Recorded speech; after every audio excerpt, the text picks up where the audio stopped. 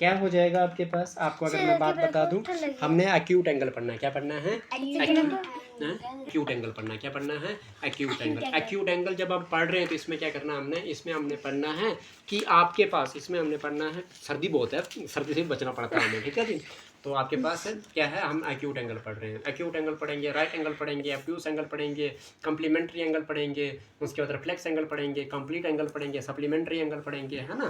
तो ये बहुत सारे किस्म के हम एंगल्स आज पढ़ेंगे, लेकिन इसमें होता है क्या, डिटेल में पढ़ते हैं, ठीक है। पिछली वीडियो में मैंने बताया था कि कितने टाइप्स के एंगल है आपके पास, ठीक है जी। आइए पढ़ते हैं, आइए पढ़ते हैं, ठीक है जी। ये देखो हमारा जो इंटेलिजेंट बच्चा है ये बोल रहा है कि 11 एंगल है, ठीक है जी। चलिए देखते हैं, बहुत अच्छी बात है। एक्यूट एंगल की बात करते हैं, आजा ध्यान देना। एक्यूट एंगल की बात करते हैं। एक्यूट एंगल क्या होता है बेटा? एक्यूट एंगल जो होता है वो लेस देन 90 डिग्री का होता है। जो एंगल 90 डिग्री से कम होता है उसको आप एक्यूट एंगल कहते हैं। ये एंगल कौन सा होता है? जो बिटवीन होता है, जो बीच में होता है, किसके? 0 डिग्री और 90 डिग्री के। यानी कि ये एंगल जो होता है वो 0 डिग्री से मोर देन होता है एंड लेस देन 90 डिग्री होती है। यानी कि 90 डिग्री से कम और 0 डिग्री से ज़्यादा होता है, याद रहेगा।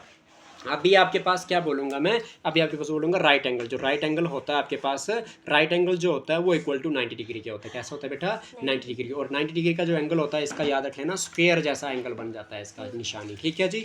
आगे समझ। उसके बाद बात करते हैं आपके पास ऑब्ट्यूस एंगल की। किसकी बात करते हैं?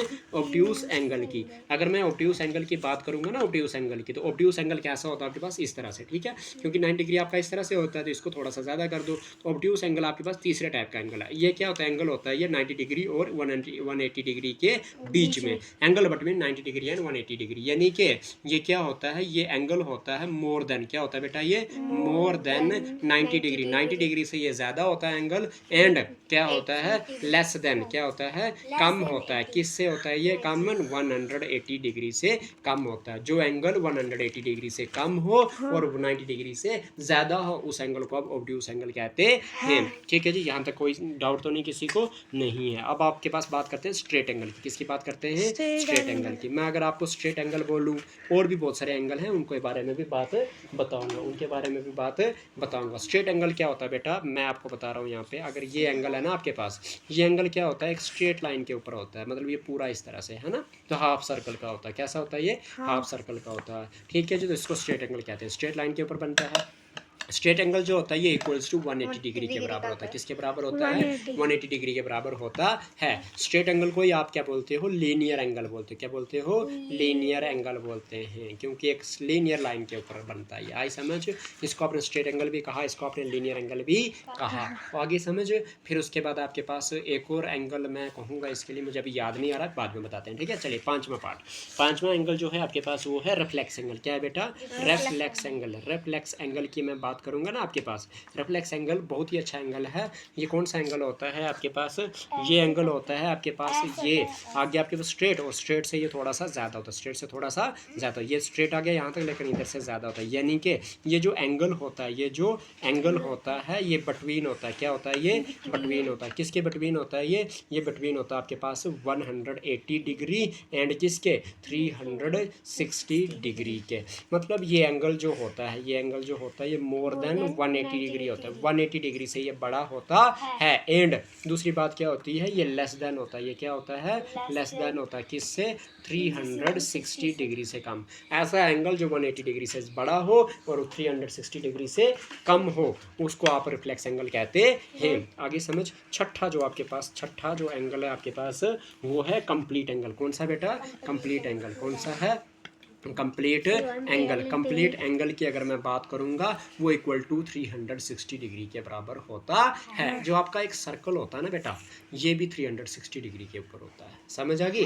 तो इसी को कंप्लीट एंगल भी कहते हैं, याद रहिएगा। चलिए अब आपके पास सेवंथ पार्ट पूछते हैं। सेवंथ पार्ट जो है वो है आपका कंप्लीमेंट्री एंगल्स। कौन सा बेटा? Complementary angle. कौन सा बेटा? Complementary angles.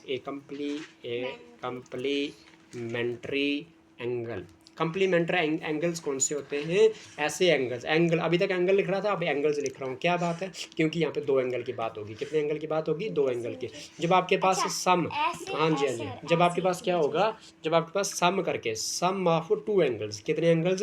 Sum of two angles करके किसके बराबर आना चाहिए? इक्वल टू 90 डिग्री आए। किसके बराबर आए?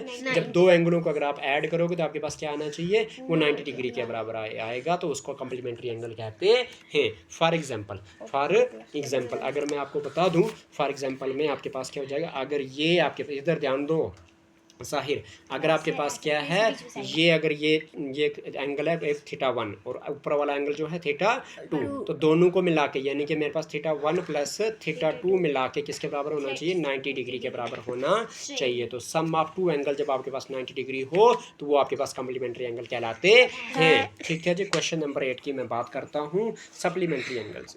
कौन से? Supplementary angles. कौन से? Supplementary angles. सप्लीमेंट्री एंगल जो होते हैं ये भी सेम बात होती है, लेकिन यहाँ पे जो सम ऑफ टू एंगल्स होते हैं, सम ऑफ टू एंगल जो होते हैं वो आपके पास 180 डिग्री के बराबर आता है। यानी कि यहाँ पे अगर मैं बात करूँगा तो इस तरह से आपके पास है। अगर ये बोलूँ मैं कि यहाँ पे ये θ1 है, अगर तो ये क्या है? θ2 है। तो यहाँ पे जो θ1 प्लस θ2 को अगर मैं ऐड करता हूँ तो 180 डिग्री आना चाहिए। जब आपके पास दो एंगल को प्लस करके जो आए उसको 180 डिग्री के बराबर बन जाए, दो एंगल प्लस करके कितने बन जाए? 180 डिग्री बन जाए, तो वो सप्लीमेंट्री एंगल कहलाते हैं। और जब दो एंगल प्लस करके 90 डिग्री बन जाए तो वो कम्प्लीमेंट्री एंगल कहलाते हैं। यहाँ तक आपको समझ आ चुकी होगी। लेकिन अब जो हम पढ़ने जा रहे हैं ना, वो मोस्ट इंपॉर्टेंट टॉपिक है, वो है जो आपके पास एडजेसेंट एंगल। कौन सा? Adjacent angle. कौन सा एंगल? Adjacent angles. ठीक है जी। एडजेसेंट एंगल्स की अगर मैं बात करूँगा तो वो कौन से एंगल होते हैं? ऐसे एंगल जिनमें कॉमन वर्टिक्स हो और एक कॉमन साइड हो, एक कॉमन वर्टिक्स और कॉमन साइड। फॉर एग्जाम्पल ये आपके पास एक एंगल था और इसका क्या है? ये आपके पास वर्टिक्स का मतलब क्या होता है? जहाँ पे तीन या चार पांच साइडें आके मिले, उस कॉमन पॉइंट को आप क्या बोलते हो? वर्टिक्स बोलते हो। तो बाहर से ये वर्टिक्स है, बाहर के क्या है? वर्टिक्स है। तो आपके पास एंगल, ये देखो कितने एंगल होने चाहिए? एडजेसेंट एंगल का बात बोलूँ मैं कि ये टू एंगल्स होते हैं। कितने होते हैं? टू एंगल्स होते हैं। टू एंगल्स होते हैं जहाँ पे two angles have a common, क्या बोलोगे? Common vertices. एक वर्टिक्स क्या, एक होगा वर्टिक्स कॉमन, दूसरा क्या होगा? एंड एक कॉमन साइड, और एक क्या होगी? एक कॉमन साइड होगी। उसको क्या बोलोगे आप? उसको आप बोलोगे एडजेसेंट एंगल बोलोगे। कैसे?